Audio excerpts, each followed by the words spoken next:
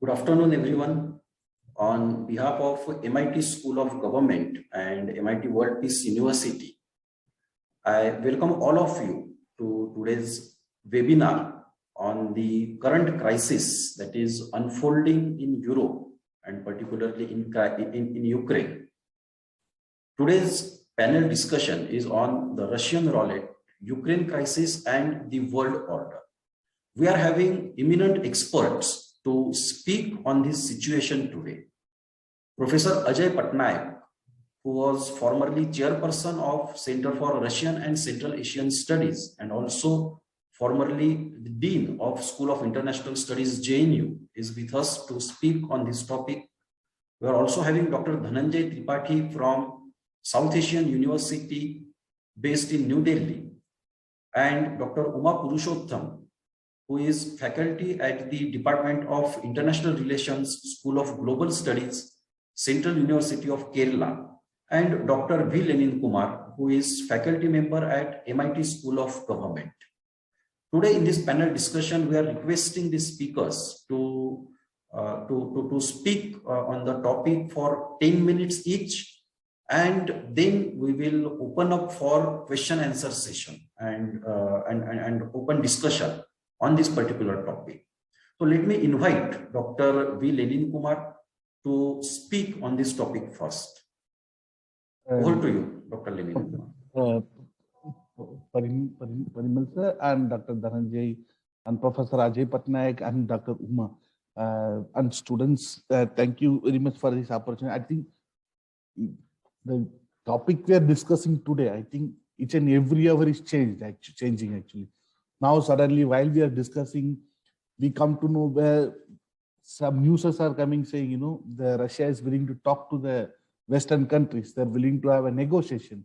So we don't know because this is so much happening where yesterday you can see the Indian, there is a allegation and counter allegation where Indian students are criticizing the Ukrainian government saying they're using as a shield.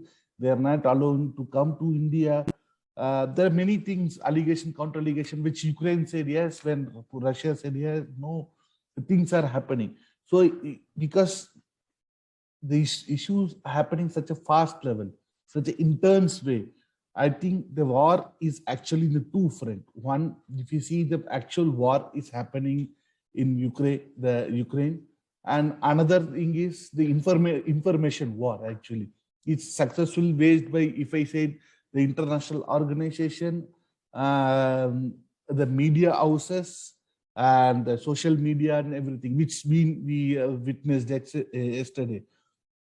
Whether the large number of news we consume today, it's very disappointing to see leading Indian newspapers were quoting saying, there is a 7,000 Russian soldiers have died actually, which is not true.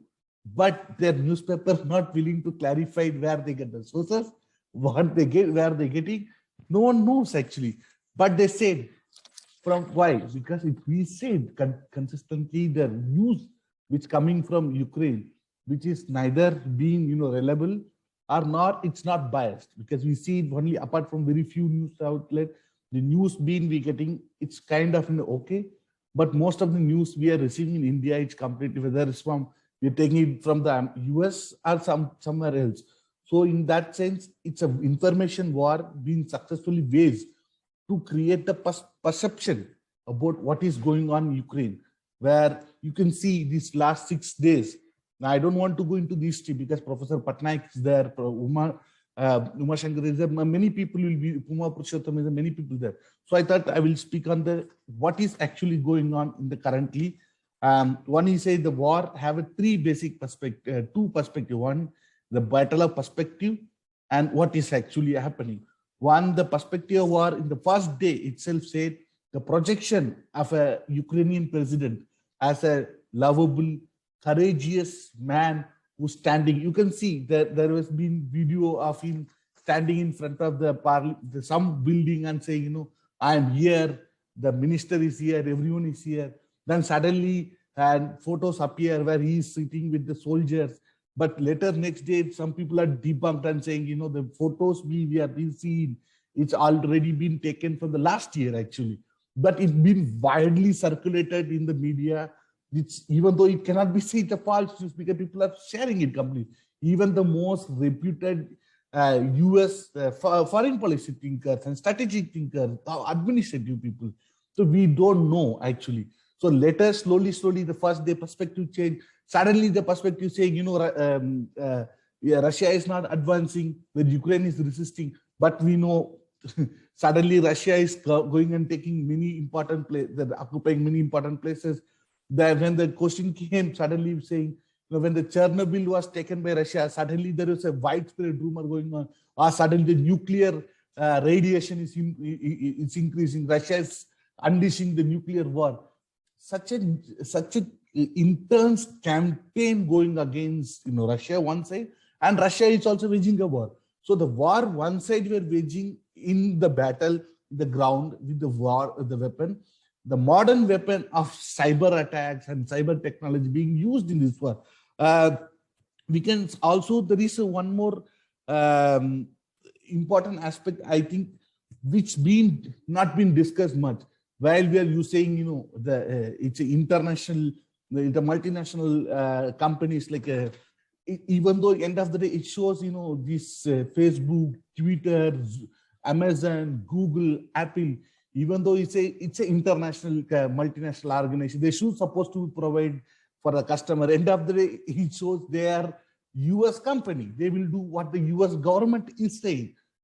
It shows, if you don't agree with what we are saying, you will be banned from international level. Actually, that is what they're doing. But this is not the case. What is happened in the past also, where the case of where there is a war going on in Yemen, hardly people talk about it actually. And also it's also showed how we are completely depending on such international situations where the financially the West is in the what is it? It's a name of cashless economy in the digital world, how digitally we've been controlled and been taken by this hostage of this thing, where they can cut out anyone. If it is today Russia, then tomorrow this thing. And there is a consistent attack on people. Yesterday also there is a consistent pressure, not only put on Russian government, where the Biden, when they started saying, we expect the Russian people will speak, and they say we are banning, the Russian oligarch money in Europe and other places. But when you when you look at the other side, they're banning the actual Russian athlete and Russian performance and Russian media movies, and even the former Obama administrative staff saying, if the Russian citizens are not with us, they're against us. This is what the George Bush said. He said, you take a position against your government, you have to take. So what will happen? End of the day, you go to jail. So let's go to jail, but they stand for principle. This not been many things been discussed actually. Even there is a news about, suddenly the news about, NATO sending troops to Ukraine to fight. But later the same day, the Poland leader said, no, we are not going to send any troops to war. We are not going to sending any troops or transferring any war weapons to Ukraine, which been completely Indian media said they are going to send. But again, the international media not saying, the foreign minister exactly say we are not going to do.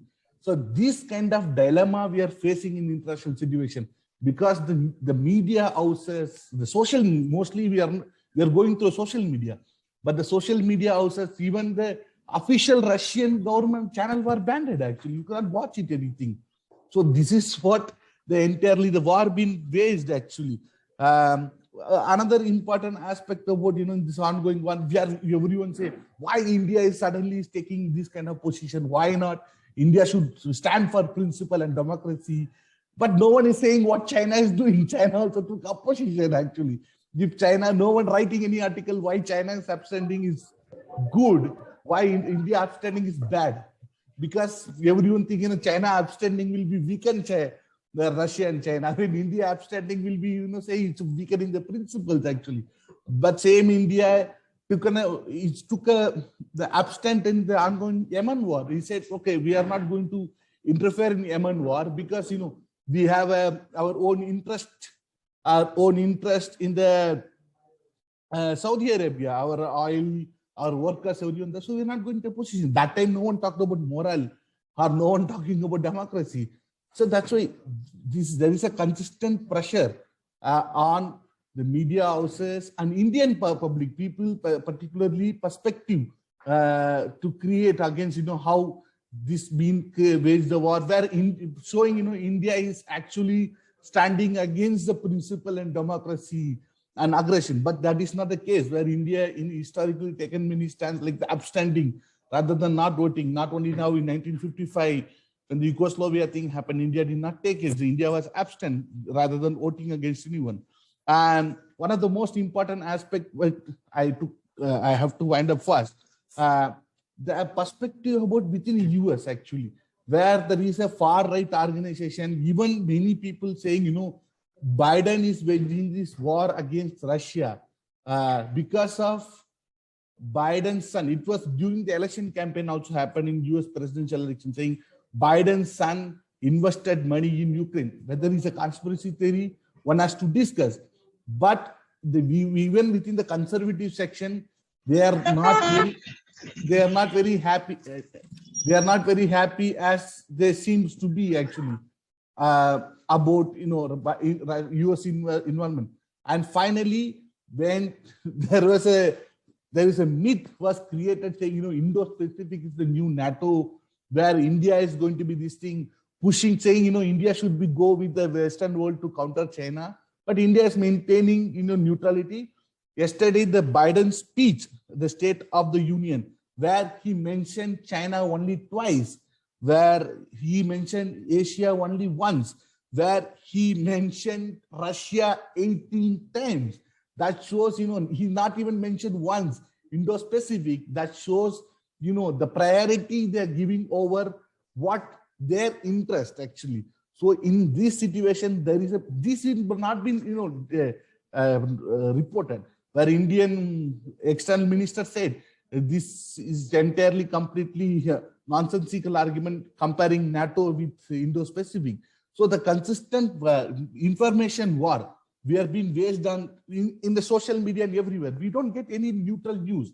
So what is going on in Ukraine? It's a war, one side waged by Russia, then another side, it's a financial, information, and the social media war controlled by the US-based company. They're waging a war against Russia in a certain way, which we don't have any access to have the actual reality, what is going on. This is what I want to talk about in the current issue. I don't want to discuss more because they are more expert in this thing to talk about. Thank you very much. Yes, thank you. Thank you so much, Dr. Lenin Kumar. A very, very important aspect of information war in the modern warfare that you have brought up in your speech, in your presentation.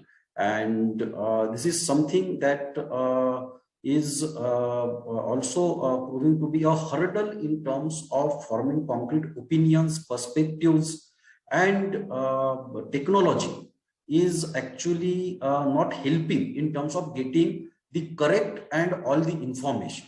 And as a result of that, we could see even in India, multiple type of opinions they are existing, and most of the opinions are existing based on half of the information or half cooked facts that have been served to the people also. So thank you so much for bringing up this very important aspect in the modern warfare. Now let me invite Dr. Uma for her speech. Dr. Uma is continuously writing in the National Daily on the current crisis that is unfolding in Ukraine. She is also co-author of a book on China-Russia relations and one of the emerging voices in international relations from India. Over to you, Dr. Uma Purushothaman. We are eager to hear you. Thank you, Dr. Perimal. That was a very, very generous introduction. I'm not sure I deserve all of that. I would like to first thank the MIT University for inviting me, of course, and thank you both to Dr. Lenin and Dr. Perimal. You're both doing great, tremendous work at the MIT University. This is what I understand from social media, at least on Facebook. I see you're both doing a lot of great work. And it's a delight, of course, to be amongst JNU friends. And particularly, I think all of us today are from JNU. So Professor Ajay Patnaik is also here. My remit here is basically to give an overview of the, I hope I'm audible, no? Dr. Parimal? Yes, you are Yes, audible, madam. you are audible. So my remit here is basically to give an overview of this crisis and how it might end. And I'd like to first start by, condemning the Russian aggression. It is not a war, it is more of an aggression by Russia against an independent country. And it has breached all principles of international law, whether it's territorial integrity, the UN Charter, there is talk of human rights violation, sovereignty, all of that. But that said, let's just very quickly look at the origins of the crisis. Professor Patnaik is here, so he'll probably give you a more detailed explanation of what Russia is thinking. Excuse me. I'm so sorry. I need to put my phone on silent. Sorry. So to look at the origins of the crisis, like I think most of us who are following the media, it's quite clear that this is not something which happened over last October or something. In 2000, Putin had said, NATO is not a threat to Russia, and he had even said at that point that Russia would even consider joining NATO if the circumstances are right. And so you had the NATO-Russia Council being formed, but then despite the overtures that Putin made, the alliance kept expanding, right, all the way to Russia's border. So from Putin's attempts at a rapprochement with NATO to now, what has happened? One is, of course, that clearly the blame for the crisis is not just Russia; it is also the West, and it is also Ukraine to a lesser extent. The West has been really leading up Ukraine up the garden path, forcing them to take certain very stubborn positions. Similarly, the Russians have also been very, very stubborn. But like I said, Russia has had this very long festering demand that NATO should not be on its borders. It believes in this whole idea of spheres of influence. So it believes that if NATO becomes part of, if Ukraine becomes part of NATO, it will want to take Crimea away by force, and that becomes a direct NATO-Russia confrontation. And then, of course, there is a lot of distrust with the West, because, you had James Baker promising to Gorbachev that NATO would not move 1 inch towards the east. Of course, Russia was in no position then, of course, but even then there was this verbal assurance which was given that NATO would not expand. But then you had the expansion of NATO in 2004 and 2007, and with Latvia and Estonia in the NATO, obviously they're both on the borders of Russia. But today, the Russia to whom James Baker made that promise and then went back on that promise has changed. We have a stronger Russia now. It has a lot of reserves. It has come back in Syria. So it has also been emboldened by the US withdrawal from Afghanistan and by Chinese, but its own relationship, its own very strong partnership with the Chinese, as well as the fact that it was actually able to play a very important role in the Syrian crisis. And then, of course, to come to Russia's security concerns, some of them, of course, you look at the psyche of the country. Russia has always been attacked from Europe, and it's always seen expansionism as kind of defense. We talk about defensive aggressiveness, which Stephen Kotkin talks about. And then there is also this cultural part, the identity politics of this all. Both Russia and Ukraine, they claim heritage from Rus or Kievan Rus, which is where the Slavic tribes, united under the Byzantine Church in the 10th century. And then, of course, they were driven out by the Mongols. But then Kiev was proclaimed as the mother of Rus. And of course, after they were driven out by the Mongols, the Russians moved towards, the Moscow direction and formed the Russian state. And then, of course, there is also this idea of this cultural affinity. All Ukrainians and Russians have relatives here and there. The Crimea is where Saint Vladimir converted the Slavs to Christianity. And then, of course, you have Russia always being insecure because of Europe, but also wanting to be accepted as a European country. I mean, you look at the Russian symbol, it's a double-headed Europe eagle. On one side, it looks towards Asia, the other side looks towards Europe. But the Russian elites have always seen themselves as Europeans, even though 70-75% of the territory is in Asia. So they've not been accepted as Europe. So that is also one reason that, for part of this confrontation, I think, is because Russia has never been accepted as an equal by the West. Then, of course, to come to the confrontation, the West, of course, says that Ukraine is a sovereign country. It has the right to choose any alliance if it wants to join, which is true. I mean, which is what international politics is all about. But then, obviously, Russia's insecurity and Ukraine's right as to choose any alliance it wants to join would not go together. And that's where the confrontation is coming from. To come to Putin's aims, during the Euromaidan protests, I think what we're seeing on Western media is a whitewash. The Euromaidan protests were something in which the Americans were significantly entrenched in it. You had US embassy officials distributing sandwiches to the protesters in the Euromaidan protests. So obviously the Americans were very, very deeply involved in it. There were some Ukrainian ultranationalists who were part of it. So Putin saw it as an attempt to change the regime to a pro-European one. And then, of course, after the Euromaidan protests, after the fall of the regime, you have Russian being removed as a second language, ethnic Russians being targeted, and then this whole problem between the Catholics and the Russian Orthodox Church. Last year, Zelensky proclaimed a whole new Ukrainian Orthodox Church. And Russia sees You're not audible, madam. Yeah. Not audible? Now you can. Now Should I come closer? No, yeah, so I'm saying that, ethnic Russians were targeted after the fall of the regime in 2014.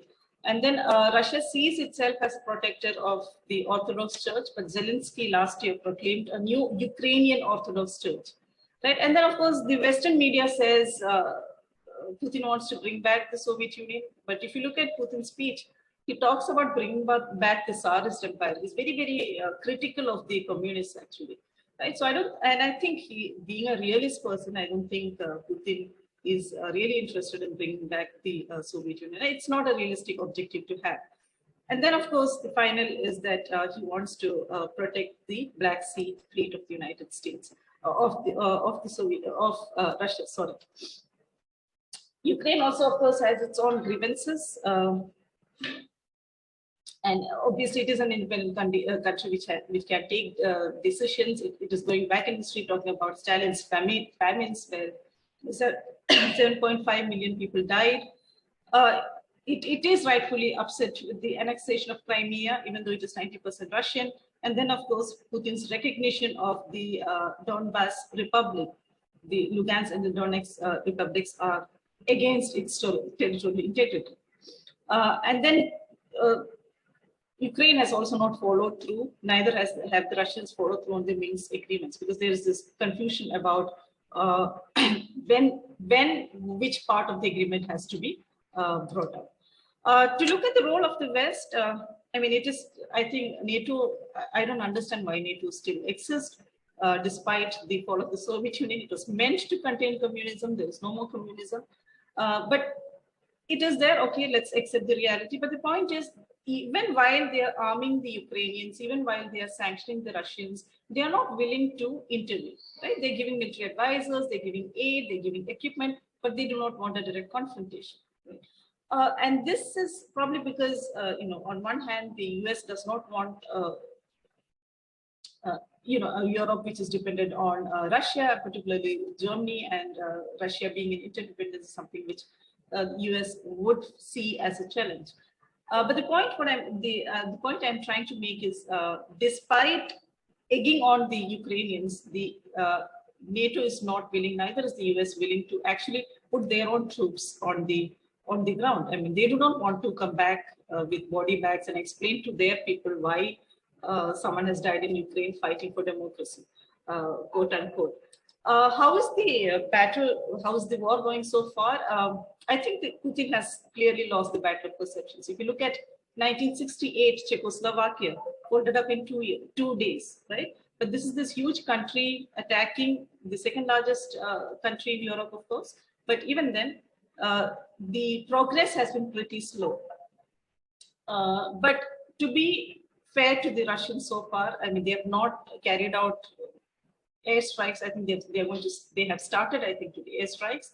There's been no carpet bombing like the US did in Iraq. So the number of casualties is not as big as US in Iraq. But the longer this war goes on, I think the greater the chances of escalation, because Putin will have to otherwise explain to the mothers in Russia why so many of the troops are dying. So then he will try to finish the war as soon as possible. I think India's position, Dr. Dhananjay will be speaking, but I just want to make it clear that, I think we took the right position on abstaining because the kind of dependency that we have on Russia vis-a-vis our defense is unprecedented. 70% we're dependent on Russia, and the kind of platforms that the Russians are willing to give India, like the S-400s or the nuclear submarines, the West is not willing to give us.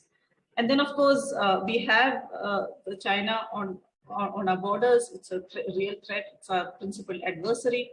And we do not want the building of a China-Pakistan-Russia axis. And if we abandon or if we criticize Russia at this point, I think we also feel, Russia will move away from us towards this China-Pakistan axis. And we also feel Russia has been useful for us in blunting Chinese antagonism. I mean, during the Ladakh crisis, the Russians were mediating with the Chinese during the Galwan crisis as well. So again, India's relations with Russia can actually help bridge the differences between Russia and the West, because we'll have some leverage over Russia. And then, of course, we have our own Eurasian ambitions through, INSTC, etc. So we need Russian support. Our priority now clearly is, getting out the students from there. And we need, of course, I think this crisis has brought upon us, emphasized the importance for us of self-reliance, and we need to move towards more self-reliance in defense. And if you look at India's explanation of the vote in the United Nations on both occasions, I think it is a very mild criticism of Russia. I mean, we're not completely endorsing what Russia is doing. We have criticized them, but then we have abstained. So it's, I think, a smart policy as far as I'm concerned. Lenin has talked about the Western media coverage. And I think one part that we are all missing out here is kind of racism, the kind of racism that we are seeing in the Western media coverage. I think most of you have seen how the positions have changed from Iraq to what is happening when whites are being killed. They talk about, blonde hair, blue eyes, people like us being killed. So it obviously affects them much more than that of, brown people living in other parts of the world. I'll end with possible scenarios. One is, of course, a very far-fetched scenario, which is that Russia occupies the whole of Ukraine. I think if the Russians have learned anything from Afghanistan, it is that they, that would risk a lot of insurgency. The other is that you have Ukraine divided into two, one along the Dnieper River from Donbass to Odessa, and it would include Mariupol to ensure that Crimea and all get water supply. And this division could either be with Russia annexing the east side of the part that I mentioned, the east side of Ukraine, or declaring them as independent republics like South Ossetia and Abkhazia. The other is there could be regime change, but then even that is fraught with problems because you will need troops to ensure the protection of the regime, particularly because the Ukrainian nationalism is really high. They're going to be hostile. The other is that you could have a power sharing arrangement in Western Ukraine with the East going to Russia and a power sharing arrangement between the Catholics and the Russian Orthodox people in Western, in what is left of Ukraine. But what will happen probably is that Ukraine will remain landlocked. Almost all the ports I think will be captured. And the other scenario I think is Ukraine remains as it is, but it will guarantee its neutrality will be guaranteed. It could become an EU member, but absolutely no possibility of any nuclear weapons on Ukraine soils.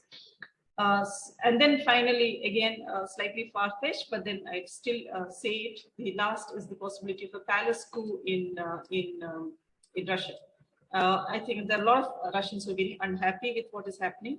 But then the latest polls also show that 70% of Russians are still supportive of Putin. So I think it's a bit of it's unlikely to happen. So in conclusion, I think this whole crisis has been a story of miscalculations.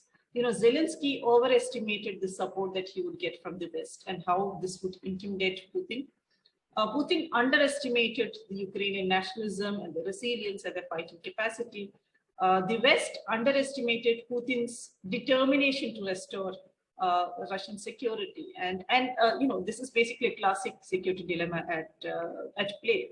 All of those of you who do IR, Ukraine wants to be part of NATO for its defense, but Russia sees it as offense against it, and then we have this whole ensuing security dilemma. So I think the West underestimated Putin's determination, and the result of what Putin has done is that he's actually reinvigorated NATO, and he's done the exact opposite of what he wanted to do. So he's ended Swedish and Finnish neutrality. Germany is going to militarize. Japan is now talking about revising the 3 nose nuclear policies. So I think, in hindsight, I think what Putin did was not a great thing. Let's see how this moves forward. I think the next 48 hours are going to be crucial for us to understand what is happening. But of course, some kind of talks are already happening. So hopefully, I think, one thing I keep wondering is, why is it that, all these religious leaders, all these great people with influencers, why are they not even offering good offices or trying to mediate in this crisis? I hope I have not spoken. Oh, I have spoken a lot.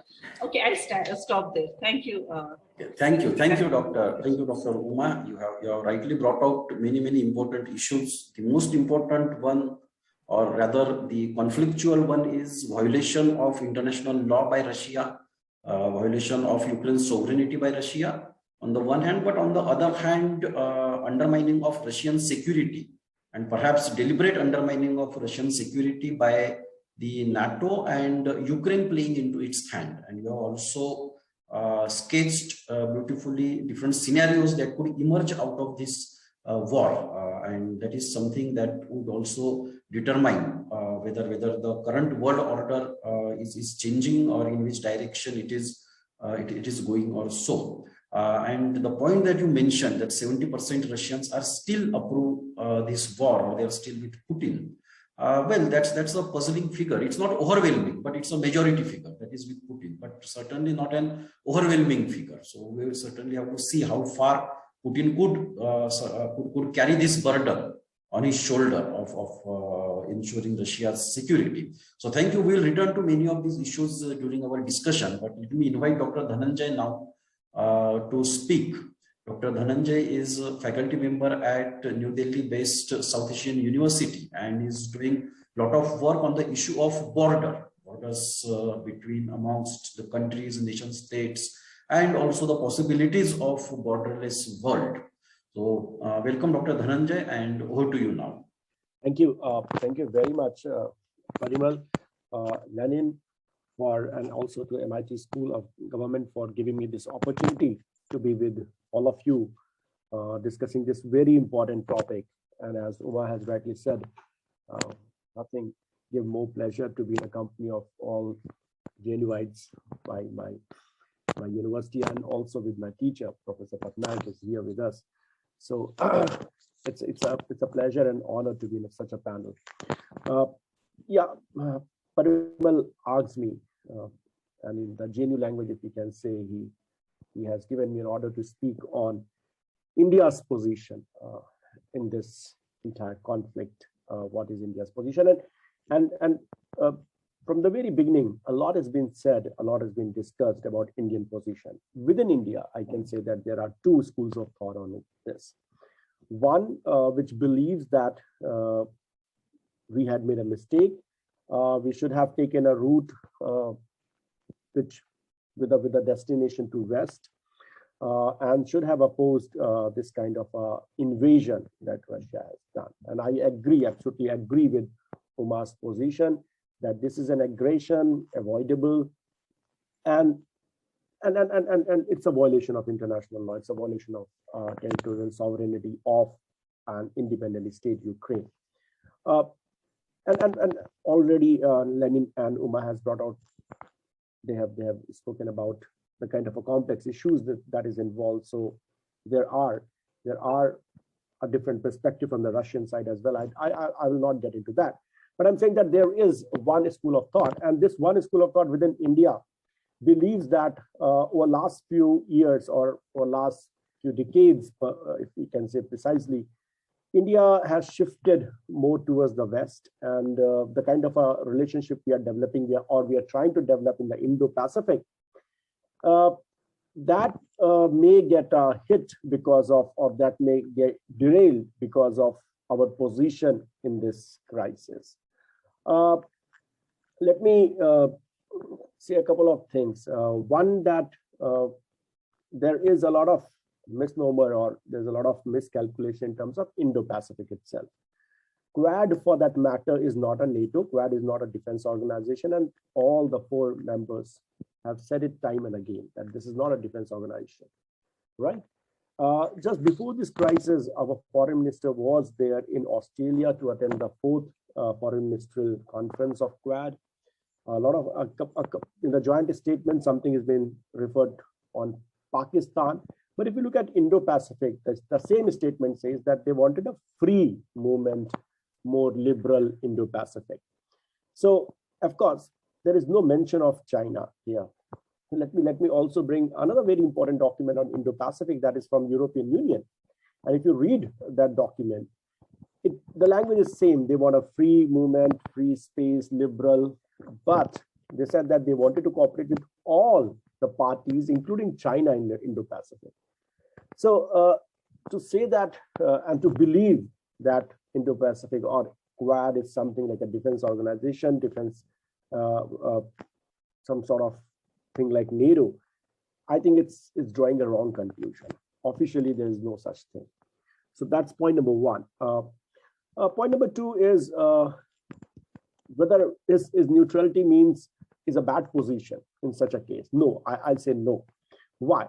Because being neutral is also a political position. And why India? Many countries in the past have taken that position. Canada, for that matter, have took this position of neutrality on a number of issues. Germany took that position on Iraq War too for some time. So to say that being neutral is not a position, I think this is a wrong calculation. This is a wrong interpretation. Being neutral is also a political position. So India, and this is the Indian position on this. Why this is important? I'll touch a little bit on the security part, and we know the military alliance with Russia. So right now, if you look at the Indian military dependence, even today, 49% of our import is from Russia. S-400, which is one of the best air defense missile system, next to Patriot, is with Russia, and Russia is willing to sell, or not sell. It's almost coming to India. Your Air Force, despite the lot of big projection of Rafale, etc., the backbone of Indian Air Force is Sukhoi 30 and Russian aircrafts, and you are producing jointly. So production, it's not only like you are buying, you are in a production as well. And BrahMos missile, supersonic missile, one of the best in the world in its category, jointly produced by India and Russia. That's the military part. So if I even don't get into the details, I can just mention a couple of things. People will understand what is there as far as the military is concerned. From 2018 to 2021, 15 billion USD trade between India and Russia as far as the military hardware is concerned. Huge. And by 2050, this may go up to 50 billion. So imagine what kind of trade we are thinking. And we are into joint productions as well. It's not like India is importing. We are also producing with Russia. And BrahMos also has a market now. international market. So, and if you are talking in terms of self-reliance, I think Russia is a partner. Now, that one military part. Let me come to the political part. How India look at the international system. And now we have said that the fall of the Soviet Union, we entered into a globalized world. 9/11, we entered into a different kind of world with more borders coming up. Terrorism becoming a buzzword, and national security, etc., became so important. This turn, the Ukraine-Russia crisis, is a new turn in the international relation. It is now going to be a new world order. We have already entered into a new world order, right? The kind of and then thanks, Uma, for referring the kind of things that is coming up. Now, Putin has been projected as an Asian, in the Western media. Eurasian, and we never thought that he is an Asian. One fine morning, somebody is saying that, well, Putin is an Asian, and he is invading. So all sorts of things are coming up, and this is like we are already into a new world order. Now look at how India is placed in this new world order. If I look at from that perspective, remember 1949 when 47 when Pakistan attacked Kashmir. At the UN Security Council, British and the West supported Pakistan, and that is why you see POK, which is such a controversial thing, is because of their positions. Now, 1971, and don't forget about the Pakistani military hardware. Most of it was US origin. Then 1971, remember, it was the US have sent its what is that, the 7th Fleet Task Force 74, which is a nuclear powered aircraft carrier in the Bay of Bengal. And against what? For what? To stop India, basically, in Bangladesh, the liberation of Bangladesh at that particular point of a time. So that are some of the cases where there is a history also, and nation state, every nation state has its own history. They learn from their history, they draw lessons from that history. So that is the West. There are a number of other issues as well. I will not get into that, like positions on Kashmir, etc. But yeah, at the international level, India was never given such a big yes from the West as far as the Indian position on foreign policy is concerned. Let me put one question. India, everybody says it's a great democracy, liberal world, etc. But when it's come to the UN Security Council reforms, where India is one of the candidates, and from a very long period of time, everybody comes here and say that we'll support. But when it's come to the real reform, nobody says yes. Think now. It's a question for the West. Think if India would have been a permanent member of the UNSC. Why? Because India is not a permanent member of the UNSC, and they know that the West may not stand with them, and there is a history that Russia has always supported you. So can we deny that history? Can we take a different route? It's like, I know from where I am getting my food, I'm not sure. I've always been denied food at the other home, but you are asking me to travel to that route. It's like that for India. So you have never allowed India to be at that place. China is there, 1971, China has taken another position. Western countries have taken another position. The only country, because it has a veto, the only country which stood with India was Russia. So why should we not take a neutral position? Because we are not sure about anyone's help. That's the political point. Now, third and the last point, and I will end here. The China question. It's a very interesting question. And let me take a couple of other issues. And I'm drawing today, Parimal, sorry, but I'm drawing a lot from a realism today. What is China today? Who created China? 1979. It was the China's market reform, what market capitalism, what all they are saying. It started with the US support. I will not like to name the people who have traveled to China with the help of Pakistan. And what is the problem of the US today? Because China is a very big economy. Now, who is getting benefited? If very neutrally, if I see, who is the biggest beneficiary of this conflict? China. China is the biggest beneficiary of this conflict. One, that now everybody for the next 10 years, it was George W. Bush who came up with the idea to contain China. 9/11 happened, everything got derailed. It became clash of civilization. Now, again, it is becoming somewhat like clash of civilization or Russia, Europe, etc., etc. So China is again out of the radar. China is a big economic power, almost number 2, the third, number 3 military power with a lot of ambition. And let me tell you, Russians are not a great good friend of Chinese, but they know they're pushed towards China with all of this. Why do you need to expand NATO? What kind of security guarantee you're trying to give? Means what kind of threat?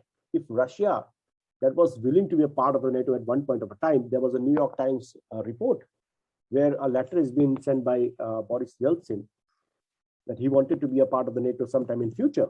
There was a close collaboration. So why you wanted to keep an enemy? So, you know, one of the things Stephen Walt has said, it's not about balance of power post-Cold War, it's about balance of threat. You know, so there is always this threat perception, and you're trying to balance that threat because you wanted to be a leader of one of the finest defense organizations of the world, and that is NATO. And that is why you kept it alive. You know, and Uma has already said that she doesn't understand, and we all doesn't understand like why this NATO after the end of the Cold War. So that's the thing. So China is the biggest beneficiary because nobody is going to talk about China. And if nobody is going to talk about the China, we are going to talk about the China because they're at our borders. From where are you going to take the help? Because for the Americans, it is now going to be Russia. For Europeans, it's not going to be Russia. So that's very important. Third, the last point, and that is my take on this war. I may be wrong, but I'm drawing from my border studies. You know, there are, we in border studies, we believe there are core areas, there are periphery areas. If anything happens at the periphery, it doesn't affect the core. But if anything happens at the core, it affects everybody. You know, so a lot of things happen at the border. Nobody really pays attention to that. You know, you go and ask how is life at the borderlands. They complain everything. People sitting in Delhi have all the things, and they will say securitization, send more military, etc. to the border. That's a different perspective. Europe is a core region of the world. Now, Hillary Clinton coming on a television news channel and saying, reminding us of Afghanistan and Soviet Union. First of all, let ask the question: why America have not sent their army to Russia on NATO? Because Ukraine is in Europe, Russia is a Eurasian power, right? Suppose this would have happened in the West Asia or South Asia or Africa or somewhere else, NATO forces would have been there, even with or without nuclear. You know, because you know what it means to confront Russia in a core region of the world capitalism, that is Europe. Can you afford even a low intensity conflict for next 10 years in Eurasian region? Can you afford? Can you afford? You are saying, you are reminding everybody of Mujahideen in Afghanistan. Can you do that in Ukraine? And remember, if anything happens, low intensity conflict, something like Afghanistan happens in Ukraine, it has a borders with Europe. You know, they failed to tolerate. In fact, they got so nervous when things started happening in former Yugoslavia. Within 2 years, they made a resolution. They opened their doors for East European countries to come in to take the membership of NATO, and EU. Think, will they allow this thing to take place continuously for 4-5 years in Ukraine? I think the West is in real dilemma. Whatever strongly they are speaking, I will not get into the Russia-EU relation. Professor Patnaik is already here. But I think big dilemma for the West, and it is not a dilemma. India has its history. We know our lessons. We have taken a very important position. Yes, I also agree that if this conflict continues for a long period of time without a resolution, then there will maybe a difficulty for India. Because with every vote, more and more questions will come on Indian position. So that is a problem, but I think it will be resolved soon. At least some kind of agreement will come up, and Indian position is not contrary to its national interest. Indian position is what it understands and is national interest. And as I said, it's not merely military alliance. it's more than that. Thank you very much. Thank you. Thank you so much, Dhananjay. And I would just like to say that I think Putin's Russia has made all of us the realists in international relations. And even those people who are talking about the violation of international law by Russia or by the aggressive stance of Russia, etc. But their position is also about building the military alliances, which is at the core of realism. And another core principle in realism is to defend one's national interest. So that's what India seems to be doing. And that's what Russia is also claiming, that they are also, whatever they are doing it for their own national interest. So overall in international relations, the realism seems to be back in the center once again because of whatever is happening in the Ukraine today. Let me now invite Professor Ajay Patnaik, who is one of the authoritative voices on Russia and the region in international relations. And since the outbreak of this conflict, Professor Patnaik is speaking on different forums on the reasons of the conflict, on the consequences, and giving his perspective on how we should look at this particular issue. I now invite Professor Ajay Patnaik to take the stage and address the students. Over to you, sir. Thank you. Well, many of them have spoken the issue. Let me start by saying that Russia-Ukraine war is not a question of morality, immorality. It's not a question about that. Nor is Russia-Ukraine war about authoritarianism versus democracy. Let us realize that we are living in a world where NATO, a military alliance, it cannot be equated with a democratic coalition. It's a military alliance which has undertaken many offenses around the world without the United Nations authorization. So let us take this, discursive, concept out of our discussion. Whether Putin is authoritarian or democracy, we have seen democracies undertaking more violent wars and bombing people and defending many dictators when their interests suit. So when you have nation states, these debates become irrelevant because they will pursue their core national interests. It is during the Cold War that we got used to certain ideological connotations to competition, conflicts, or both sides confronting with certain ideological views. And take me two issues mainly. NATO. Now, why did NATO expand at a time when Yeltsin, the president of Russia, was very close to the West, was bringing in all consultants from the West to create a free market, to create privatization, democratization, and so on. Why did NATO choose this time under this president to expand eastward? So 1997 when the decision was taken. And that is when the father of containment concept, George Kennan, who in 1948 said, we don't have to fight a war with Soviet Union. We will contain it so that it cannot play any role outside. Encircling it with states which are friendly to the US. Even he said in 97 that this is going to lead to a new Cold War. America should not do it. Expand eastward. But imagine what was happening around that time. The moment NATO expanded eastward, and its rationale to exist was no longer, I will say, moral, but it doesn't matter morality. It was an alliance against Soviet Union and the Eastern European states who had formed the Warsaw Pact. So they continued to expand, and immediately after that expansion, we have seen the bombing of Yugoslavia. 78 days bombing of Belgrade, 78 days, and creating 8 states out of Yugoslavia. And finally, ending up in 99 with the creation of an enclave within Serbia called Kosovo by force. So all principles of international law were violated.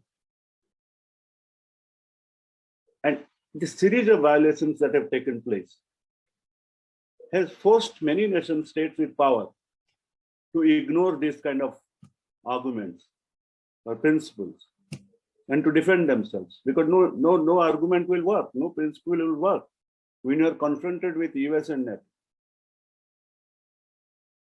Neither humanitarian issues nor international law issues. They will just ignore it. And they coined these terms, collateral damage. Who coined it out? The Western Alliance. So NATO started expanding, and 2004, it finally, the last group of countries which joined were the Baltic states, Estonia, Lithuania, Latvia. These 3 states were in Soviet Union, inside Soviet Union, were republics of Soviet Union, which brought NATO already into the border of Russia. So, and that is when 2004 this takes place. See, the sequence of events. 2001, America bombs Afghanistan and opens 2 bases in Central Asia, 2 bases. One in Uzbekistan, one in Kyrgyzstan, 2 American bases in Central Asia, where in history they never entered, nor even the British Army entered. So 2 bases on the eastern flank or southeastern flank of Russia. Then you have this NATO expanding towards the northwestern part of Russia, that is the Baltic states. Then in 2004, 3 and 4, 2 regime changes were effected in Georgia and Ukraine. They were called Rose Revolution, Orange Revolution. Very fancy names. And these US organizations who in the 90s, taking advantage of the weakness of all these countries, their leadership, their economy, they could use any condition to give them money or aid or loans from IMF and World Bank, which created thousands and thousands of pro-Western or Western-funded, Western-supported NGOs, networks in this country. And there are student movements, youth movements, which could be sent to US for training in leadership programs. And in these 2 cases, we have seen how they were mobilized to protest. When the elections take place, the winning leader is discredited. The entire Western press sings in one voice, the elections are not free and fair. We don't accept the results of this election. And the protests happen. And in both cases, they brought in leaders after 2003 and 4 who were pro-Western, whose relationship with Russia they were distancing, and who started talking about incorporating themselves into Euro-Atlantic structures like EU and NATO. Now imagine in Ukraine, see how Russia is feeling encircled. You have on the borders already NATO countries in Baltic. You had Ukraine and Georgia, which have changed their leadership, which is pro-Western leadership by 2004. You have US bases and troops, 1 lakh troops in Afghanistan, and this side in Central Asia, 2 bases. So Russia has naturally had a feeling of encirclement and neo-containment, that the same Cold War game is playing with us to circle us from all sides. And 2004, this revolution takes place. After that, the entire orientation is changed. Somebody said Ukraine has a historical fault line. The western part of Ukraine had been mostly in Poland. Been part of Poland, sometimes Polish-Lithuanian state, sometimes Polish state, has been out. And the eastern part has been more Orthodox, Slavic, close to Russian culture. So this fault line was there, West and East. And the West utilized this fault line to effect regime change in 2004 and again in 2014 in a very, very violent manner. If you have seen the Maidan scenes, violent, burning, killing of troops, everything happened. These groups are brought in from the western part. Massive mob. See, the right wing or Nazis may be majority in that country, but they have street power. They can mobilize strong groups, pressurize the leadership. And this happened in 2014. Imagine all those who are talking about democracy. This man who was ousted in 2004, Yanukovych, his party came with twice in subsequent elections. His party was the single largest party in parliament. In 2007, after his ouster, the party had about, I think, 156. Next election, after 5 years, it had got 175 seats in the parliament. And same leader came back with majority under a Western-backed president, which that's why they could not delegitimize that election in 2010. In 2010, they accepted the election because it was taking place under the leadership of one of their own, who was placed in that seat, Yushchenko. And you know how much vote that Yushchenko got? 5.5% only in the presidential election. Only 5.5% could not go to the second round. And Yanukovych won for the second time. And for long, they were negotiating with him for EU membership. And European Partnership Agreement, Accession Agreement, whatever. He was not liked by Russia because he was conducting negotiations with EU and the West. But the tune changed when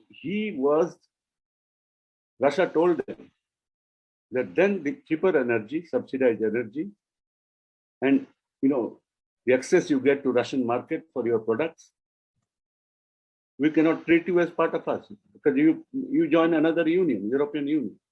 So all the market rates that charged to the European Union will be charged. He wanted some time. He said, I have to negotiate with Russia how our EU accession will not impact our trade and economic relationship. Ukraine at that time, 3 million Ukrainians working in Russia and sending money to Ukraine.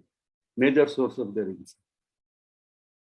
And that is when they organized this Maidan protest in 2014, very violent. They argued, the European leadership, they managed an agreement. He agreed to prepone the elections and all that. But next day, there was more violence and he left and took shelter in Russia. The president who is twice elected, you don't call him democratic. People who force election and who are leading that Maidan protest, Poroshenko, is elected. You said it's very democratic election. I'm not bothered about, okay, that's leadership leaves. You have your new leader. That's okay. But that is the time when the new government, which this ultra-nationalism, their support, they demanded their pound of flesh, which was not to allow Russian language any presence in Ukrainian territory. Russian language is banned in schools.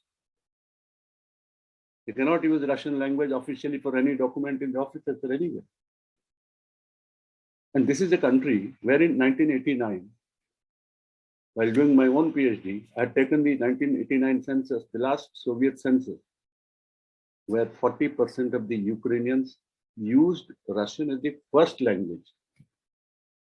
And more than 97, 98% used Russian as a second language.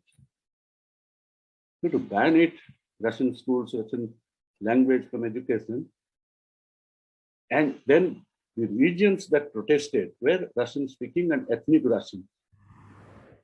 They protested, and the army and these groups, this Azov battalion, which is an Azov battalion, these ultra-nationalist volunteer armies, they were integrated into Ukrainian National Guard officially.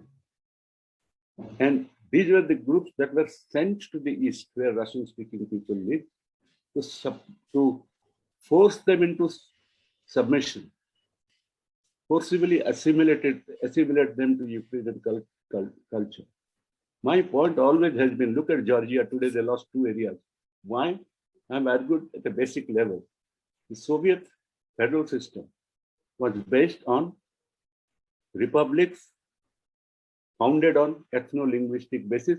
They called it nationality. We called it ethno-linguistic principle in India in 1956. They, on the nationality basis, created this republics. And within republics, smaller groups were given autonomous republican status, autonomous region status. So you see a federation hierarchically where national identities were given autonomy and protection by the state. That was Soviet federalism. And after the collapse, the nationalism that are coming in every republic, not in Ukraine, they tried to marginalize the minority living in their territory in this new euphoria of nationalism. And that is where the trouble brewed. Moldova is divided into 2 parts. Georgia has lost 2 regions, and Ukraine has lost 2 regions. So separated, and they have been bearing the brunt of that war since 2014. So NATO expansion, coming to border, thinking that Russia is the only potential power capable of. In the 1990s, China had not arisen. Only power capable of militarily destroying US in some future. And in their own strategic calculation, Russia has enormous resources, enormous depth, because it's a huge country. And all sorts of minerals are found there, apart from oil and gas. So this country can revive any time. So this containment plan was going on. Then this using the fault line in Ukraine, using the fault line, that West versus East. So use the Western Ukrainians who have been pro Poland, pro other things, they've been part of it. Because Poland is also Roman Catholic. So influencing them, and through them mobilizing, harnessing this kind of nationalism to their project of influencing Ukraine and encircling Russia. So Russia's twin objective in this war has been this.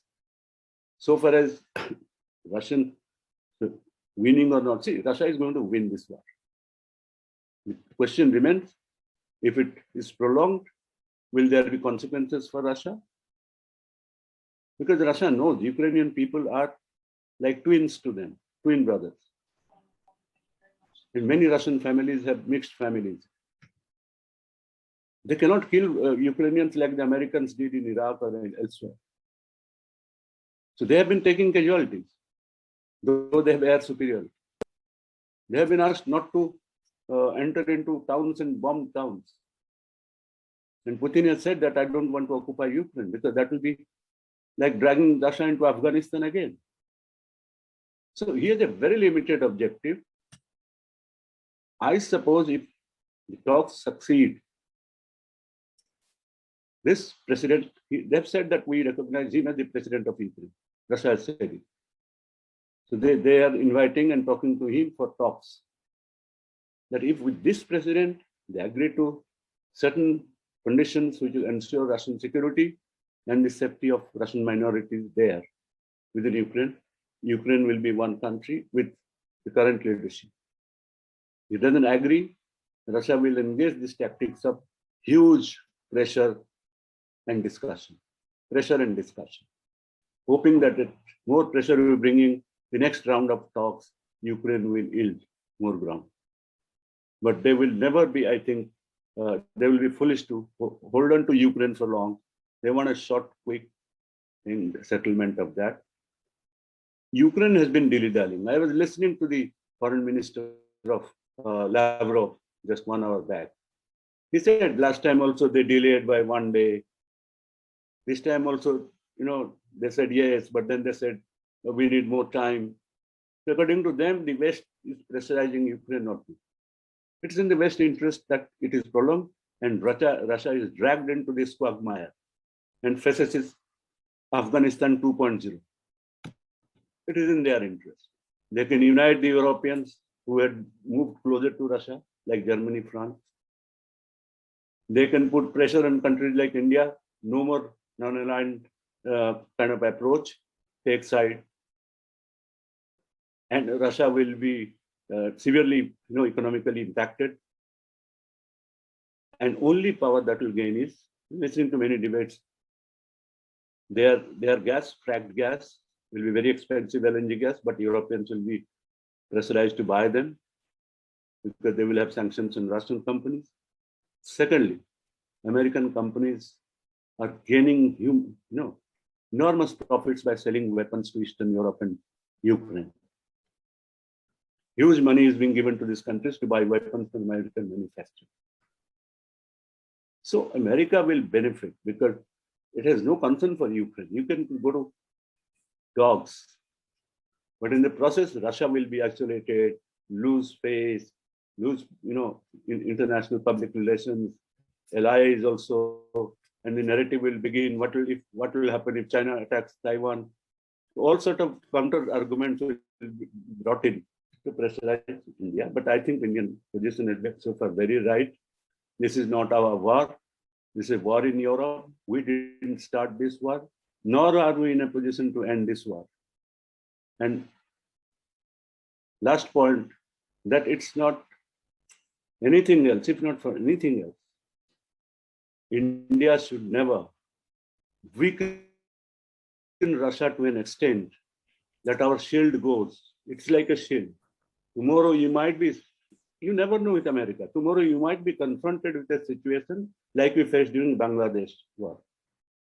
You have to have, there are two powers, China and Russia. But China we cannot, given the relationship. And if we weaken Russia, I mean, what all this multipolar world order and all that will be fake talk, nothing more. We need a strong Russia, not to be humiliated, not to be defeated, but also we want Ukraine to live with dignity as a good neighbor. And as somebody said, the best status for Ukraine would be neutral status. We have countries in Europe who are not NATO members and neutral, and Russia would need a buffer between NATO and itself. That buffer would be Ukraine. If Ukraine doesn't become a buffer, Russia has already created rings around it. So this part of Eastern Ukraine will be snatched away and act as a buffer between Russia and NATO Ukraine, if Ukraine joins NATO. So Ukraine will be loser, big loser, and Russia will suffer. Thank you. Thank you. Thank you so much, Professor Ajay Patnaik. Very meticulously, you have explained the entire scenario and the developments that have led to the current crisis. The 2014 was certainly the turning point in this entire crisis, and you have explained the scenario and the developments that happened in and around 2014 and the entire game of the regime change that has happened there. And most importantly, you also pointed out that from Indian perspective, Russia has been the shield for us, and weakening of Russia is something that India cannot afford, even in the multipolar world that we are visualizing or we are aiming at. In that, Russia has to be an important pole, and from that point as well, the Indian position has been right so far. Let me go to the participants now, if they are having any questions, and let me invite Dr. Girisan, who is the director at MIT School of Government, who is having a question with this regard. Dr. Girisan. Hello. Yes. I have a very simple question. Should we say that Russians have explored all possible alternatives before moving into Ukraine? The answer that. Yes, sir. You see, if you read or listen to Russian foreign minister press briefings almost daily, they have been requesting NATO not to expand further. In December, they had given in writing. They made a good thing that instead of talking on phone, they have been writing to US highlighting this is what we want and why NATO should not expand to our borders. And you remember Cuban Missile Crisis, 1962. When Soviet Union tried to put some missiles in Cuba because it was already attacked, Bay of Pigs invasion in 62, and it was threatened by US. US said, we'll go to nuclear war. They confronted with nuclear warships to Russian warships. They said, we will not allow Soviet army or weapons to be placed in our neighborhood. So no power would allow another military alliance. It's not Ukrainian army being, you see, it's not Ukrainian army was there for the last 25 years. Russia said nothing since 1991 to 2014, if you look at it. So it's a long time when, you see, they had very good relationship. They together broke the Soviet Union. Russia, Belarus, and Ukraine. Their three leaders declared one day and signed this thing that Soviet Union doesn't exist. It is not others who broke. Russia broke the Soviet Union along with these two allies. So they had good relationship. So long as Yeltsin was not objecting to NATO expansion, he was a good boy. Everything was hunky-dory. But with Putin, things changed gradually. Because he was seeing the, coming of a storm to his borders. And he said, it's time to wake up and talk. And after that, see, action in Syria, Russian action in Syria, where they prevented a regime change. And the vacuum that was created by Western forces, where ISIS had moved in, the Russian action there, military action, prevented a regime change. That was unpalatable, that this power has risen again, the Bhalu, the bear has risen again, and is, waving its power, in distant Syria. So that was not acceptable. So they had been pushing Ukraine to do that.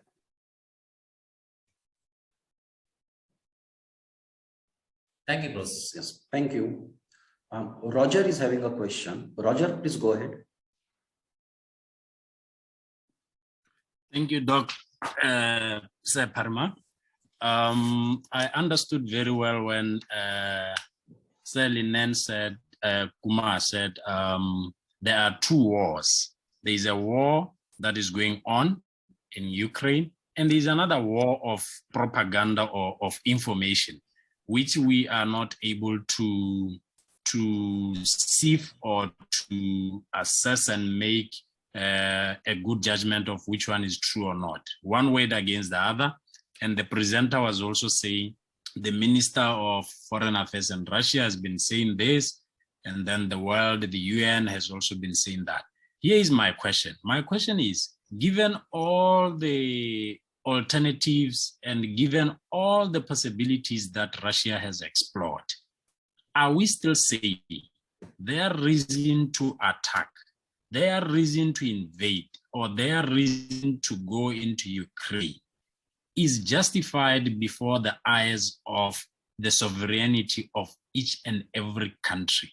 I understand that Ukraine could as well be throwing the NATO military arms close to the borders of Russia, and given the animosity that prevails between Russia and those countries. But now, they haven't acted, they haven't done anything. Is it okay? Is it fine before the eyes of the rights and privileges of a sovereign country to be monitored like that? Right. I think, Roger, this is more or less the same question that Professor Girisan also asked. But nonetheless, if the other panelists could comment on that. Roger's question is, what right the Russians have to violate the Ukrainian sovereignty, and whether the diplomatic initiatives couldn't be continued in the future as well. Is it right, Roger? Is it what you are saying? Yes, sir. Yes, sir. Yes, thank you. And also the message that Russians are giving to other countries in terms of respecting the sovereignty of their neighbors or countries in the region. Very true. Yes. Yes, thank you. Thank you. So, Dr. Dhananjay?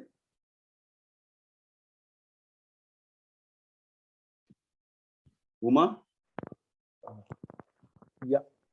I think Yes, please go ahead. I think Professor Patnaik has already beautifully explained in the earlier question. He's given a good answer to that. I just want to add that, from my point of view, of course, that obviously it is a violation of all the principles of international law as we know it. To add to what Roger was saying, don't the Ukrainians have a right to determine where they want to go? Yes, I agree. But, I was just giving my students this example today. I don't know if it makes sense. That I don't know, all of us have seen these DTC buses in Delhi, right? They can go on whichever side of the road they want to, right? And if you are driving and a DTC bus is coming at you, it is on the wrong side, correct? You have every right to go on the left side, right? But he is on your side of the road. What would you do? Would you walk into an accident, or will you stop and let that pass, or let it also stop? So there is a thing called, wisdom. The point just was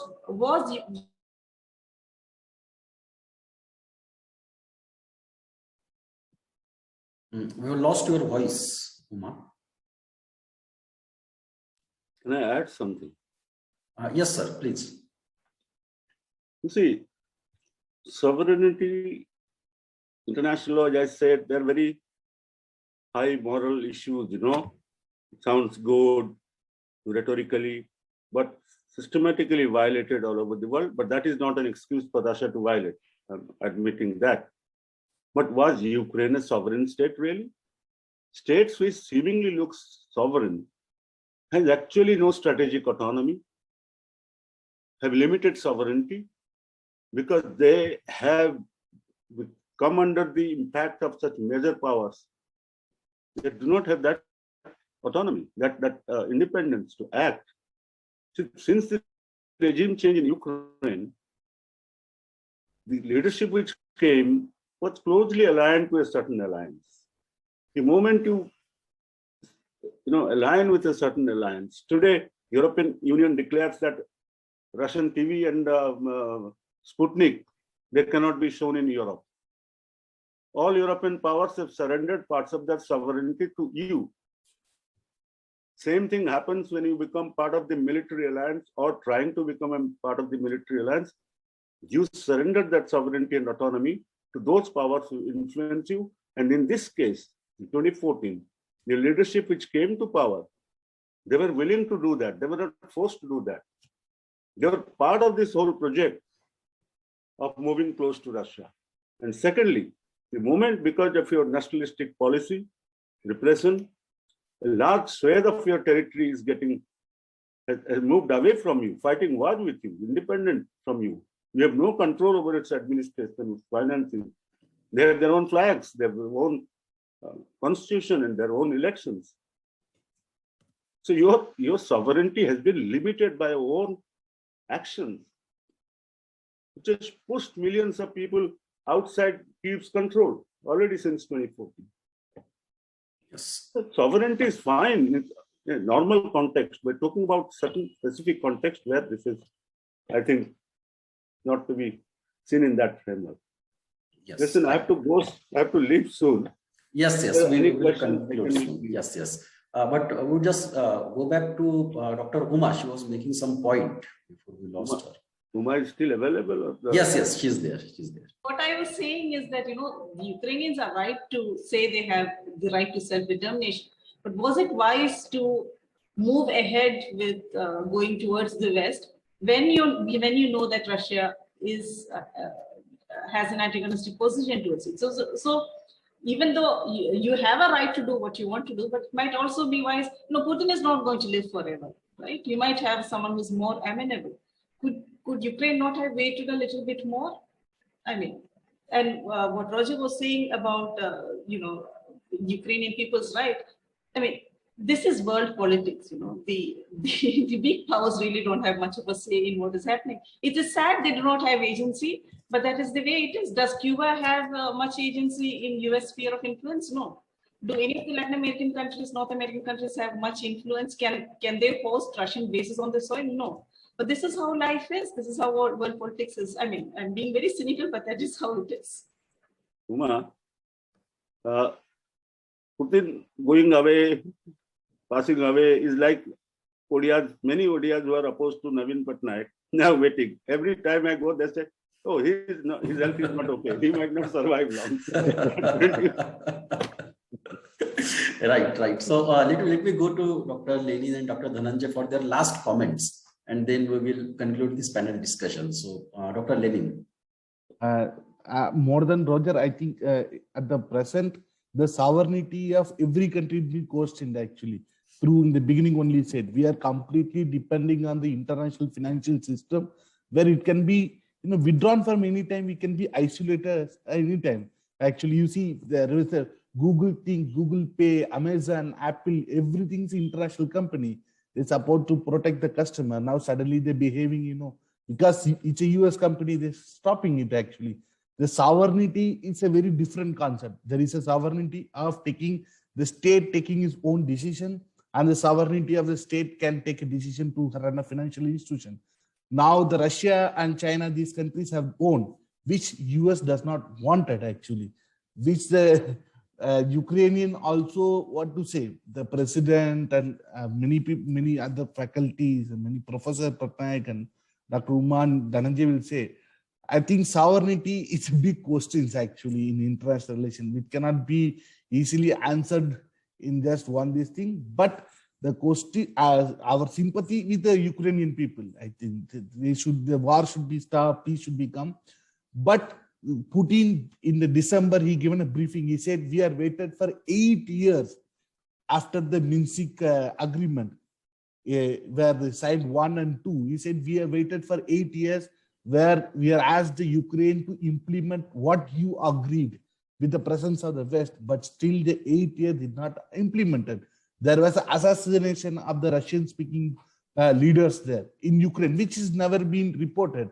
Then finally, it was the eve of before the Russia announcing this Republic of Donbass, that place actually, where Putin, then Russian Secretary of State, when he said they're offering the NATO membership to Moldova, Ukraine and other places. It's a provocation. It's a keep on provoking. Even the 2 days before only, the Ukrainian president suddenly appeared somewhere and appealing, take us to European Union and Ukraine, which is the entire point of an entire war. When the war going on, we are saying you should not join. But he's keep on asking because the projection, the perspective of war being very important. I think the sovereignty question, I think the people of Ukraine unfortunately have to suffer for their leadership mistake actually. That is what I like to say. Thank you. Thank you. Yes, Dhananjay, last word. Just the last 2 sentences I would like to conclude in 2 sentences. One, that everybody should read a book by Bernard Taxi, The Myth of 1648, from where this entire concept of nation-state sovereignty actually originated from the Treaty of Westphalia. Excellent book, as how this was a myth, and the myth was because what is international relation as a discipline? It's what Stanley Hoffman has said. It's an American social science. So some of these concepts, the way it is being told to us, or the way we study, or the way we teach, is basically we need to really, and that is why Amitabh Acharya says we need a global IR, means our voices. So what is sovereignty?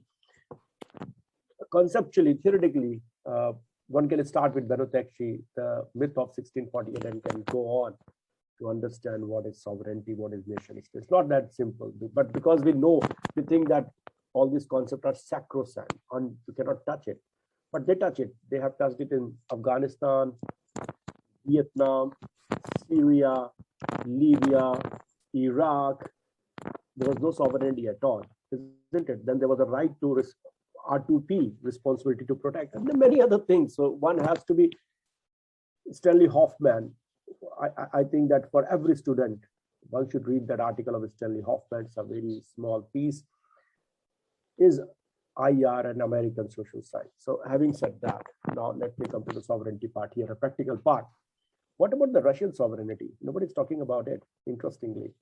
You are encircling Russia by your defense organization. The only another very interesting point, non-proliferation. The West always says that. So they said nobody can produce a nuclear weapon, including India. We were sanctioned, by the Americans. But interestingly, NATO is a nuclear-equipped organization. And Article 5 of the NATO says attack on one is attack on all. So you really don't need a nuclear weapon. You just be a member of the NATO. So and we, because India can never become a member of the NATO. So we need nuclear. Otherwise, if you don't need nuclear weapon, you just need to join NATO. A nuclear-equipped organization is encircling you. Their perspective, their narrative is always opposed to you. My dear friends, what about my sovereignty? So that also one needs to look at from that perspective, from the Russian perspective. Having said that, I'm not supporting invasion. I am opposed to war, and I will remain opposed to war. Thank you very much. Yes, thank you. Thank you so much to all our panelists. There are at least 4 important points that are coming up. One is the history in the area is complex, and as Professor Patnaik rightly pointed out, it's the fault line within Ukraine, and Ukraine itself on the fault line of Russia and Europe. That is at the root of this conflict. The speakers also agreed that the Russian actions are tantamount to violation, or they are indeed violation of international laws and violation of sovereignty of Ukraine. But this has to be seen in the wider context of NATO's encirclement of Russia and the purpose and objective of NATO's existence itself after the Cold War. And there seems to be a unanimity on Indian government's position as well, that Indian government has taken a right position on this entire issue by abstaining in United Nations, not taking a position against Russia on behest of the Western countries also. But saying so, I would also like to add that taking this position, while it will not harm India, but India is not going to gain anything out of this position as well. And we still remain at a very delicate position. And this also shows weakness of our diplomacy, wherein we are not coming up with any solution-based approach in international relations. We do not have friends in international relations with whom we can lobby in international relations to pressurize big powers to come to the terms of dialogue and resolve the issues, and to propose them how to resolve the issues. Wherein India indeed had the history of proposing to superpowers in terms of how to resolve the issues, whether it was the Korean War, whether it was the Suez War, or any such big international conflicts. Today, we are no voice in international relations. And for me, if India is an aspiring power, these aspirations then remains hollow if we are not playing any active role in terms of resolving the conflict. And that is something that I think we all need to think upon. With this word, on behalf of MIT School of Government, I thank all the panelists for taking out their valuable time and participating in this discussion, and all the participants for being here, listening carefully to the panelists, and also posing some interesting questions. Thank you so much for this participation. And with this, I declare this panel discussion to be closed.